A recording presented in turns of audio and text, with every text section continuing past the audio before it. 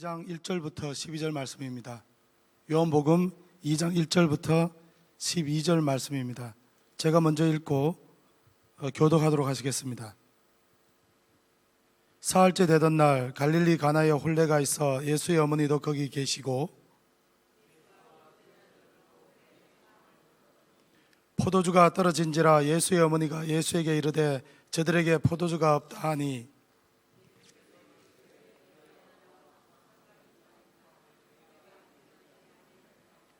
그의 어머니가 하인들에게 이르되 너희에게 무슨 말씀을 하시든지 그대로 하라 하니라.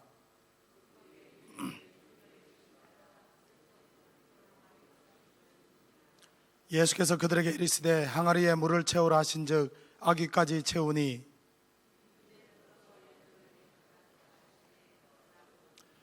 연회장은 물로 된 포도주를 맛보고도 어디서 났는지 알지 못하되 물도온 하인들은 알더라. 연회장이 신랑을 불러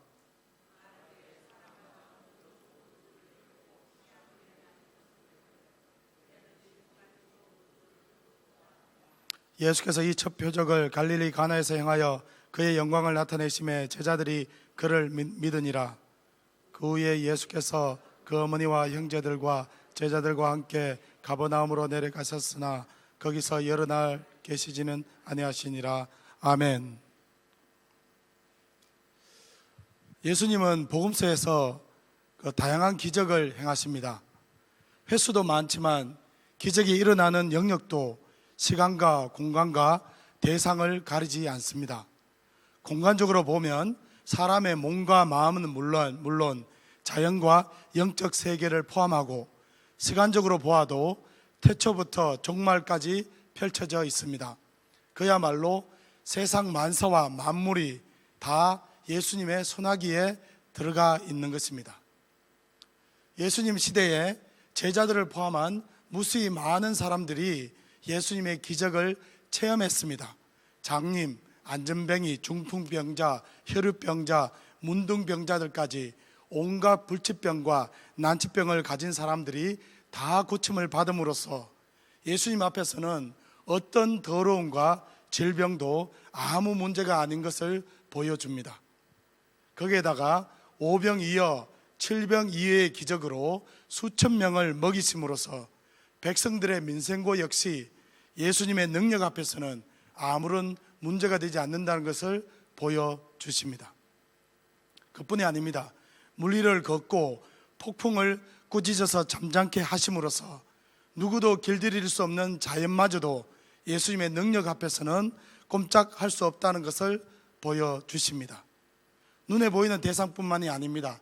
눈에 보이지 않는 귀신들, 더군다나 군대 귀신들도 말씀 한마디로 쫓아내심으로써 예수님은 영적 세계까지도 지배하시는 분이라는 것을 그 기적을 통해서 보여주십니다. 이런 예수님의 놀라운 기적은 당시 세계에서 가장 강력한 제국인 로마에 의해서 핍박과 지배를 받고 있던 유대인들에게는 엄청난 희망으로 다가왔습니다. 그들은 예수님의 기적을 볼 때마다, 그리고 예수님이 기적을 일으켰다는 소식을 들을 때마다 열광합니다. 이 예수님만 왕으로 삼으면 정치, 경제, 군사, 의료 모든 부분에서 자신들을 괴롭히는 문제를 일거에 해결할 수 있다고 믿었습니다. 이런 놀라운 기적의 사나이라는 예수님의 이미지는 십자가 고난이 다가오면서 급격하게 무너집니다. 우주 최고의 능력자가 가장 비천하고 나약한 존재로 전락합니다. 2000년이 지난 지금 우리가 복음서를 읽으면서도 그 변화가 너무나 어색한데, 그 당시 직접 예수님의 기적을 체험했던 이스라엘 사람들은 십자가 고난을 받기 위해서 예루살렘에 들어온 예수님이 급속도로 나약해지는 모습을 이해할 수 없었을 것입니다. 예수님에 대해서 걸었던 기대감만큼이나 진한 실망감에 빠졌을 것입니다. 이스라엘 민족 전체의 고민을 한방에 해결할 수 있는 메시아가 포승줄에 묶여서 대역 죄인이 되어서 십자가에서 죽어가고 있으니 말입니다. 예수님의 십자가의 죽음을 보면서 이스라엘 사람들은 예수님이 행했던 그 수많은 기적들을 어떠한 의미로 이해하고 있었을까요? 예수님의 기적을 체험한 그 수많은 사람들 앞에서 예수님은 나약하게 죽음을 당하셨기 때문입니다. 과연 그들에게 십자가에서 죽으신 그 예수님이 행하신 그 놀라운 기적들은 어떠한 의미로 남았을까요? 그들은 예수님의 능력으로 자신들의 문제는 해결했지만 그 기적이 진정으로 어떤 의미를, 어떤 영적인 의미를 갖고 있는지 이해하지 못했습니다. 그것은 사람들뿐만이 아니라 3년 동안 예수님을 따라다니면서 그 기적을 직접 체험하고 또 예수님으로부터 배웠던 제자들도 마찬가지였습니다. 예수님이 행하신 기적에는 두 가지 측면이 있습니다. 그 첫 번째는 병을 고치는 거나 굶주림을 해결하는 거나 어떤 그 폭풍 같은 그런 실제적인 문제를 해결하는 사건으로서의 기적입니다. 사건은 언제나 잊혀진 과거가 될 수 있습니다. 지금 우리가 아무리 뜨거운 감동을 받았더라도 지나간 일은 현재와 같은 느낌으로 다가오지 않습니다. 녹화 방송은 늘 실황 중계와 같은 긴장감을 줄 수 없습니다. 온 천하가 뒤집어질 정도로 놀라운 기적도 과거의 사건이라면 단지 한 줄의 기록에 불과할 수도 있다는 것입니다. 이처럼 사건으로서의 기적은 그 사건이 일어날 때는 그 어떤 것보다 강렬한 인상을 주지만 그 사건이 지나가고 나면 누구나 어떤 것이나 평범한 과거로 기억에 남게 되기 마련이라는 거예요. 예수님이 행하신 기적의 또 다른 측면은 그것이 당면한 문제를 해결하는 사건을 넘어서 다른 어떤 것을 가리키는 사인이라는 성격을 갖고 있다는 것입니다. 이런 사인으로서의 기적을 달리 표적이라고 합니다. 예수님의 표적은 예수님이 어떤 존재이고 그가 어떤 일을 행하실 것이고 예수님이 행하시는 일이 어떤 의미를 갖고 있는가를 드러냅니다. 어떤 사건으로서의 기적은 시간이 지나면 잊혀질 수 있습니다. 그렇지만 예수 그리스도가 어떤 존재인가를 가리키는 사인으로서의 기적은, 그 표적은 영원한 의미를 가집니다. 왜냐하면 그 표적이 가리키는 예수 그리스도께서 영원하신 분이기 때문입니다. 사람들은 문제를 해결하는 사건으로서의 기적만 알았지 그 기적이 가리키는 진정한 의미를 알지 못했기 때문에 모든 능력을 감추고 십자가에 죽어가는 예수님을 외면할 수밖에 없었습니다. 그 예수님이 다시 부활해서 승천하실 거라고는 아무도 생각하지 못한 것입니다. 예수님이 부활하시고 승천하신 후에 성령님이 오셔서 다시 예수 그리스도에 대해서 가르쳐 주신 이후에야 비로소 제자들도 그 모든 표적들이 바로 예수 그리스도를 가리키는 사인임을 이해할 수 있었습니다. 오늘 요한 복음에 나오는 예수님의 첫 번째 표적에 대한 이해도 마찬가지입니다. 이 가나의 혼인잔치가 있기 전에 여러 사람들이 예수님을 하나님의 아들로 증거하기도 하고 고백하기도 합니다. 먼저 세례 요한이 예수님을 세상 죄를 지고 가는 하나님의 어린 양이요 하나님의 아들이라고 증거합니다. 그 다음으로 요한의 증거를 듣고 시몬 베드로와 안드레가 예수를 따르면서 그를 메시아라고 고백합니다. 그리고 빌립의 말을 듣고 나다나엘이 예수님을 찾아가서 예수님을 하나님의 아들이요 이스라엘의 임금으로 고백합니다.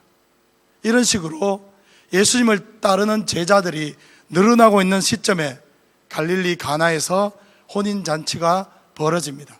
그리고 그 혼인잔치에 예수님과 제자들이 초청을 받습니다. 이스라엘 민족은 혼인잔치를 열면 일주일씩이나 계속하는 사람들입니다. 정말 대단한 잔치 문화입니다. 그런 잔치를 하려면 평소에 체력도 든든히 갖춰져 있어야 되고 그 잔치를 위한 준비도 철저하게 해야 할 것 같습니다.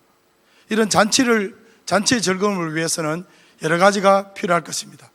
하객들도 필요하고 음식들도 필요합니다. 그런데 그 중에서 이스라엘의 혼인잔치의 필수 중에 하나가 바로 포도주입니다. 많은 사람이 모였는데 각자 맨정신으로 맹숭맹숭하면 어떤 들뜬 잔치 분위기가 만들어지기가 어렵습니다. 그래서 잔치가 진행되는데 일주일씩이나 계속 진행되어야 되는데 그 도중에 포도주가 떨어지면 잔치도 끝이 나게 됩니다. 잔치가 끝나지 않았는데도 포도주가 떨어지면 그런 불상사도 없는 거죠. 그런데 마침 예수님이 초청받은 가나의 혼인잔치에 포도주가 떨어집니다. 이건 정말 뭐가 잘못돼도 크게 잘못된 겁니다. 하인들이 많이 있는 걸 보니까 이 잔치집은 상당히 부유하고 그 지역에서 영향력이 있는 유지 가문이 분명합니다. 이 잔치 준비를 부실하게 했든지 아니면 이 잔치에 초청된 하객 숫자를 잘못 예상했든지 아니면 하객 중에 술고래 같은 사람들이 여러 사람이 온 겁니다. 그러니까 마구 퍼마시니까 그 중간에 포도주가 떨어진 겁니다. 근데 이 잔치 중에 포도주가 없다는 것은 이 연회를 책임지는 연회장은 물론 이 잔치의 주인공인 신랑과 신랑의 부모들에게는 재난이나 마찬가지입니다. 요즘도 그렇지만 혼인잔치는 그 집안의 체면과 굉장히 관련이 됩니다. 더구나 고대 이스라엘에서는 그 체면이 굉장히 중요했거든요. 그런데 잔치를 하다가 포도주가 떨어졌다는 것은 그 집안의 위신을 땅에 떨어뜨리는 일이 되고 정말 평생토록 그 집안에 두고두고 욕이 될 어떤 사건이라는 것입니다. 혼인잔치는 중단되고 거기에 모였던 많은 하객들은 그 집안을 예의 없는 상것이라고 계속 욕을 얻어하게 되는 그런 재난과 같은 상황이 벌어진 것입니다. 인생의 즐거움은 끝이 나고 수치와 괴로움이 다가왔는데 정작 그 잔치를 주도하고 있는 연회장이나 그 잔치의 주인공인 신랑의 부모들은 전혀 모르고 있는 상황입니다. 이렇게 포도주가 떨어진 가나의 잔치집은 우리의 인생과 비슷합니다. 지금 이 순간이 영원히 지속될 것 같지만 언제 포도주가 떨어진 잔치집처럼 기쁨이 끝나고 슬픔과 괴로움이 시작될지 아무도 알 수 없습니다. 한 치 앞도 보지 못하고 언제 끝날지 모르는 잔치를 즐기는 것이 바로 인생의 본질입니다. 어느 날 예고 없이 포도주가 떨어지는 것처럼 우리의 생명도 다하고 죽음이라는 재난을 맞이할 수밖에 없는 운명이 바로 우리 인생입니다. 가나의 혼인잔치에서 포도주가 떨어진 것을 가장 먼저 발견한 사람들은 당연히 하인들입니다. 왜냐하면 이 사람들이 포도주를 떠서 사람들에게 서빙했기 때문입니다. 그런데 그들은 이게 이렇게 포도주가 떨어진 이 사건을 예수님의 어머니인 마리아에게 먼저 말을 합니다. 왜 그랬을까요? 이것은 예수님의 어머니인 마리아가 그 잔치자리에 단순한 하객이 아니었음을 의미합니다. 1절을 보시겠습니다. 사흘째 되는 날 갈릴리 가나에 혼례가 있어 예수의 어머니도 거기 계시고, 예수의 어머니는 이미 가나의 혼례에 있었다고 합니다. 2절에서 예수님과 제자들이 초청을 받기 때문에 원래 거기 있던 마리아는 신랑 측의 잔치를 돕는 역할을 한 것 같습니다. 잔치에서 포도주를 담당하는 책임자였을 가능성이 높습니다. 하인들은 윗사람의 눈치를 봐야 하는 사람들입니다.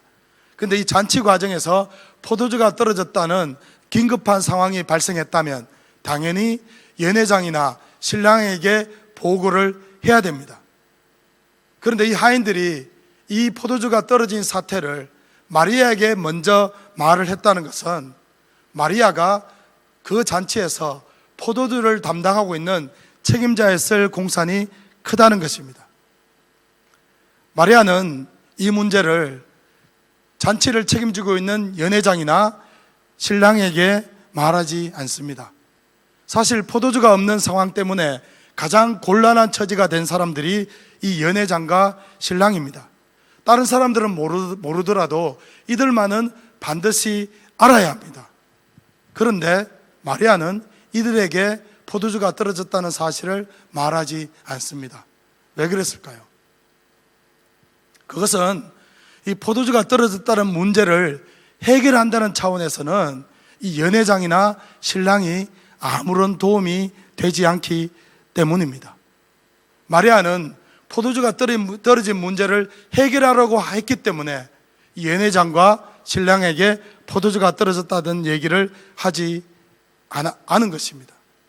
포도주가 떨어졌다고 하면 당장 잔치는 망했다고 비탄에 빠질 그들이었지만 그들에게서는 아무런 해결책이 나올 수 없기 때문입니다. 연회장과 신랑은 고스란히 그 재난을 맞이할 수밖에 없는 무력한 사람들이기 때문입니다. 또다시 이 모습이 우리의 인생과 너무나 흡사합니다. 죽음이라는 예고치 않는 재난은 반드시 우리에게 닥치지만 우리에게는 전혀 대책이 없습니다. 누가 이것을 미리 알려주든 않든지 그 최종적인 결과를 바꿀 수 없습니다. 차라리 모르고 있다가 당하는 게 더 나을 수도 있습니다. 최소한 죽음이 다가올 때까지는 걱정과 불안과 근심으로 보낼 필요가 없기 때문입니다. 마리아는 포도주가 없다는 말을 엉뚱하게 예수님에게 합니다. 예수님의 직업은 목수입니다. 그런데 그 예수님에게 포도주 문제를 해결해 달라고 부탁하는 겁니다.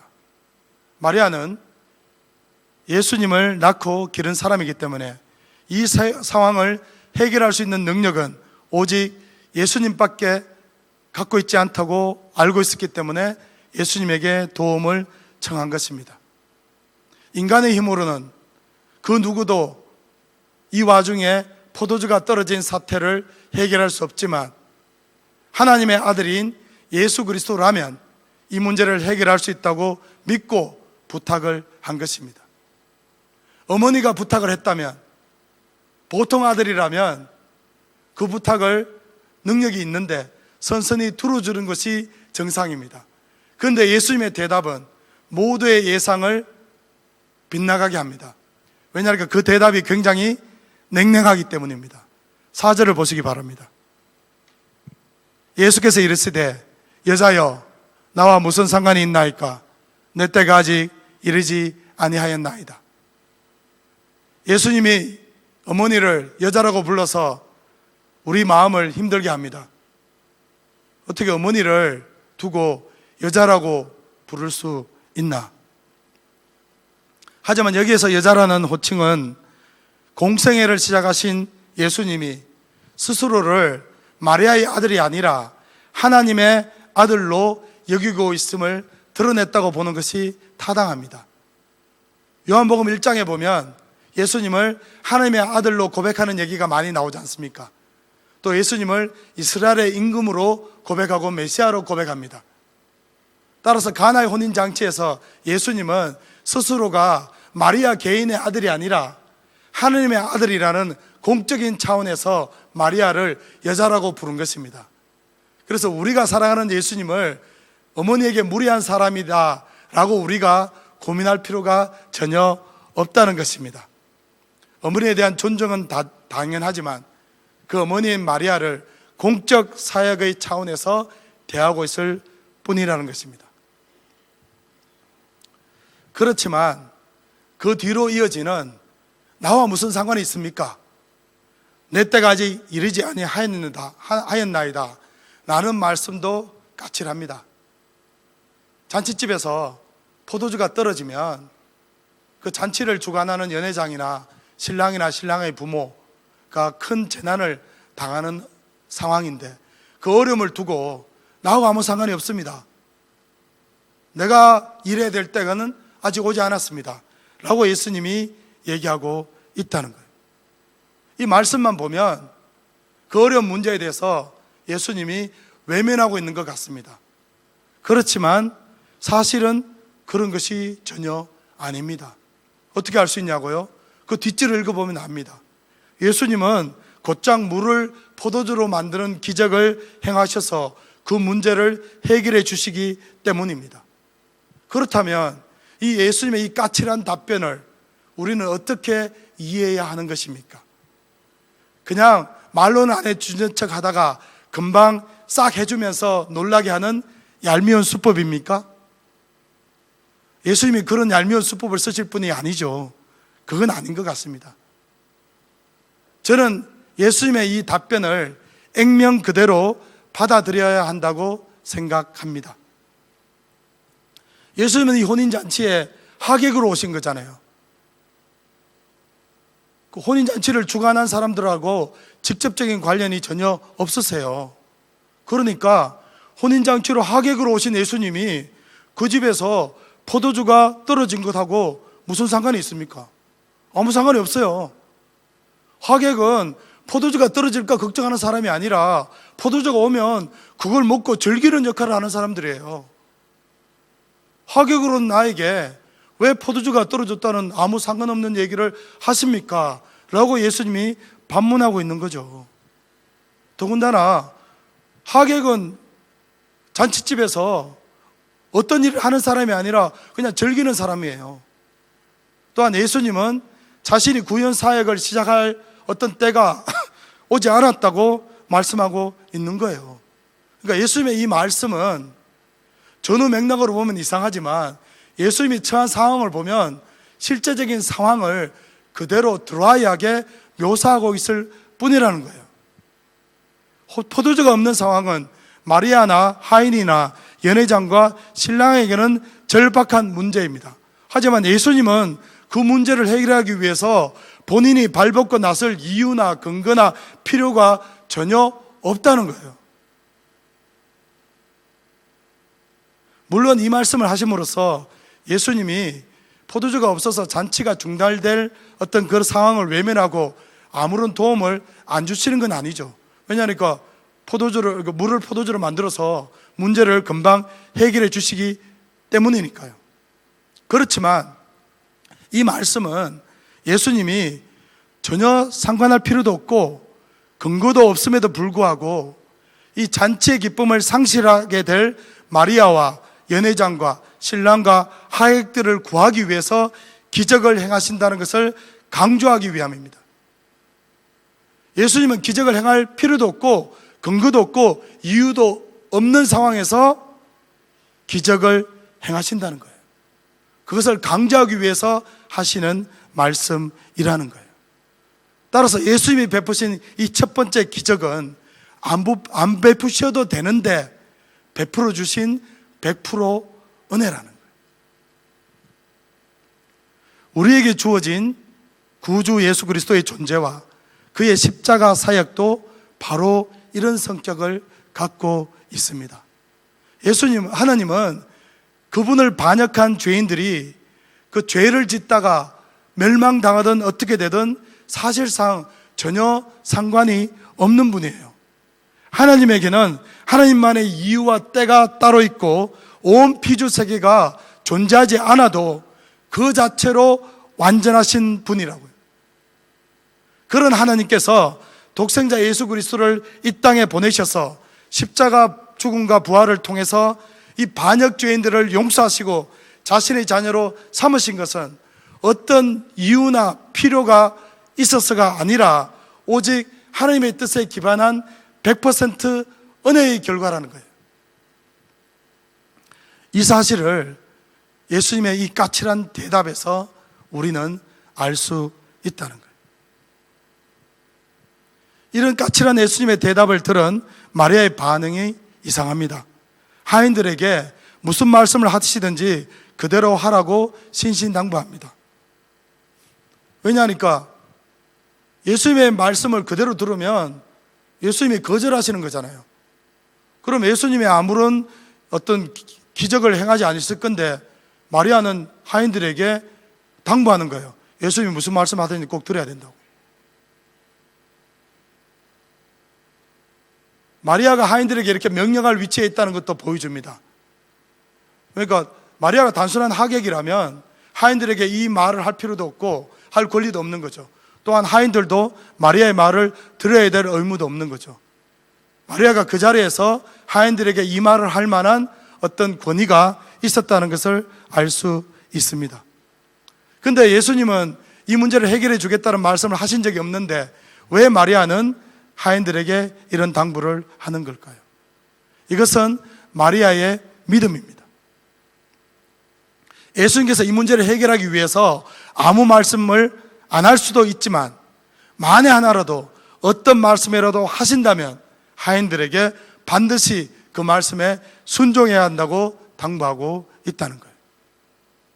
예수님께서 그리 하실지라도 순종이고 그리 아니하실지라도 순종하겠다는 마리아의 믿음이라는 거예요.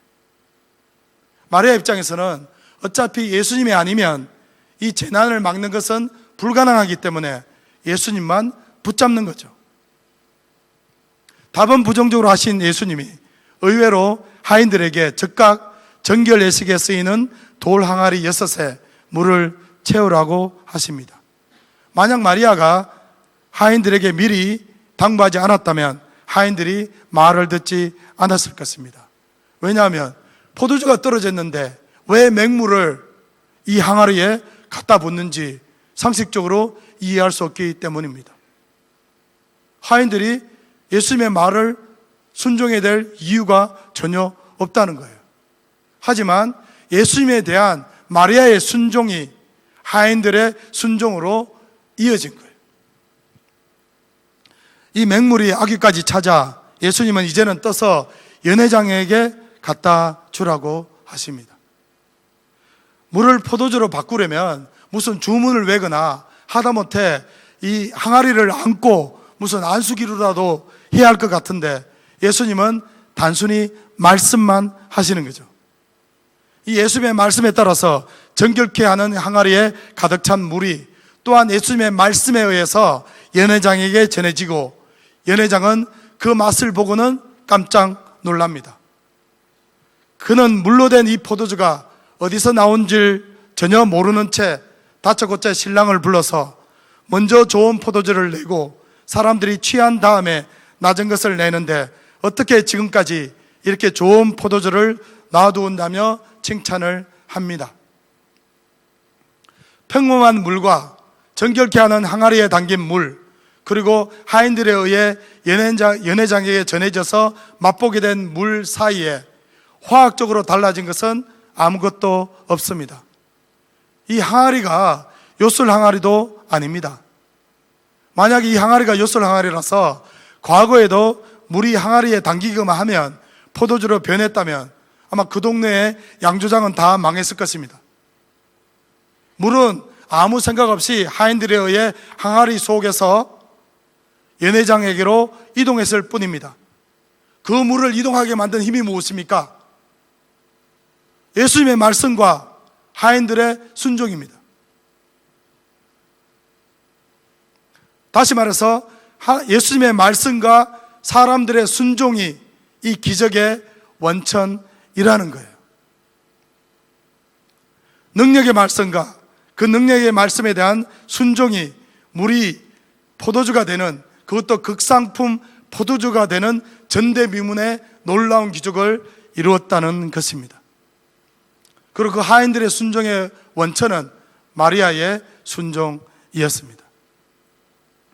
연회장은 포도주의 품질이 비범하다는 것을 증거할 뿐 하인과 달리 이 포도주의 원천을 알지 못했고 알고자 하지도 않았습니다. 연회장의 칭찬을 들은 신랑도 어리둥절한 상태에서 싱글벙글할 뿐입니다.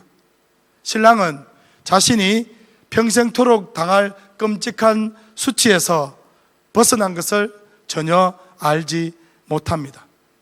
신랑은 혼인잔치라는 인생의 절정에서 나락으로 떨어질 뻔한 재난에서 자신을 구해준 예수님에게 감사를 표현하지 못합니다.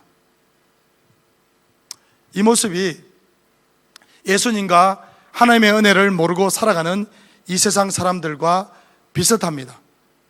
하나님이 세상을 창조하시고 하늘과 땅을 말씀으로 붙잡고 계시기 때문에 이 하루하루가 선물처럼 주어지고 있지만 하나님을 모르는 사람들은 그 사실을 모른 채 그 하나님께 영광과 감사를 돌리지 않은 채 그냥 살아가고 있을 뿐입니다.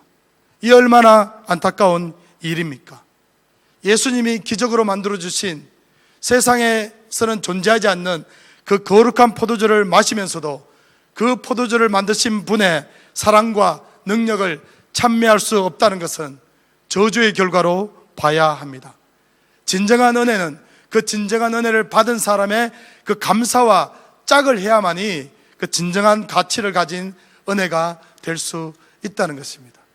연회장과 신랑은 놀라운 은혜를 받았음에도 불구하고 그 은혜를 주신 분을 알지 못함으로써 그 은혜에 합당한 감사와 영광을 올려드리지 못한 상태에 있다는 것입니다. 이 가나의 혼인잔치 표적을 통해서 예수 그리스도의 신성과 그의 영광, 또 그의 사랑과 자비를 확인한 사람들이 있습니다. 첫 번째는 물론 마리아입니다. 성령으로 예수님을 잉태할 때부터 하나님의 증거를 받은 그녀는 이 기적을 통해서 예수님이 진정한 하나님의 아들이라는 사실에 대한 확증을 받았습니다. 두 번째는 예수님의 말씀에 순종한 이름 모를 하인들입니다. 그들은 말씀에 순종함으로써 물이 포도주로 바뀌는 기적에 쓰임을 받았고 이를 통해서 예수 그리스도의 영광을 체험할 수 있었습니다. 세 번째는 예수님의 제자들입니다. 그들은 이미 예수님을 하나님의 아들이나 이스라엘의 임금이나 메시아로 고백한 사람들입니다. 그런 그들에게 예수님의 표적은 자신들의 믿음에 대한 확실한 증거로 다가왔을 것입니다. 예수님의 표적은 자신의 영광을 드러냄을 통해서 이들 모두의 믿음을 굳게 하는 역할을 합니다. 예수님을 모르는 사람들도 표적의 결과물인 극상품의 포도주를 다 즐겼지만 그 표적을 통해서 예수 그리스도의 영광을 보고 믿음을 굳게 한 사람들은 이렇게 얼마 되지 않습니다. 표적을 체험하는 것보다 그 표적이 가리키는 예수 그리스도를 아는 것과 그 예수 그리스도를 알고 예수 그리스도를 믿는 것이 더 중요하다는 것입니다. 애석하게도 우리는 더 이상 물이 포도주로 변하는 기적을 체험하지 못합니다. 예수님이 승천하신 뒤로 그런 기적이 일어난 적은 없습니다. 그렇지만 우리는 물이 극상품 포도주가 되는 것보다 더한 기적을 매일 매순간 경험할 수 있습니다. 지금 이 자리에서 예배를 드리고 있는 우리의 존재, 우리의 변화 자체가 예수 그리스도의 진정한 표적입니다. 내가 예수 그리스도의 표적이라고요? 나는 단지 은혜로 구원받은 죄인일 뿐이잖아요 라고 반문할 수도 있습니다. 맞습니다. 하지만 예수님이 어떻게 내 마음에 들으셨고 내 이름을 어떻게 부르셨고 나를 어떻게 근본적으로 변화시키는지를 생각해보는 순간 우리는 이미 우리 안에 이루어진 예수 그리스도의 기적을 볼 수 있습니다. 우리는 정결케 하는 항아리에 들어간 그런 물처럼 맑은 존재도 아니었습니다. 예수 그리스도를 모르고 하나님을 모르고 살아가던 우리는 진흙탕과 같은 죄와 사망과 어둠 가운데 있던 존재들이었습니다. 그런 존재가 십자가에 달리신 예수 그리스도를 믿고 하나님의 빛의 자녀가 되었다는 것이 어떻게 물이 포도주로 바뀐 것보다 더한 기적이 아닐 수 있겠습니까? 우리가 한 그 놀라운 구원의 경험을 믿지 않는 자들에게 증거하는 순간 그들에게 우리의 변화, 하나님의 자녀가 된 우리의 존재 자체는 바로 물이 포도주로 변한 것과 같은 표적이 될 수 있다는 것입니다. 우리는 이미 이런 평범한 물보다 못한 존재에서 예수 그리스도의 십자가 보혈을 통해서 정결케 되어서 거룩한 극상품 포도주가 되었습니다. 이것을 연회장이나 신랑처럼 몰라서 되겠습니까? 이 놀라운 구원의 은혜를 체험했다면 그 은혜를 전하는 사명을 감당해야 합니다. 이 사명에 순종하는 가운데 우리는 우리 스스로가 그리스도의 가장 능력 있는 표적이라는 사실을 발견하는 은혜를 경험하게 될 것입니다. 기도하겠습니다.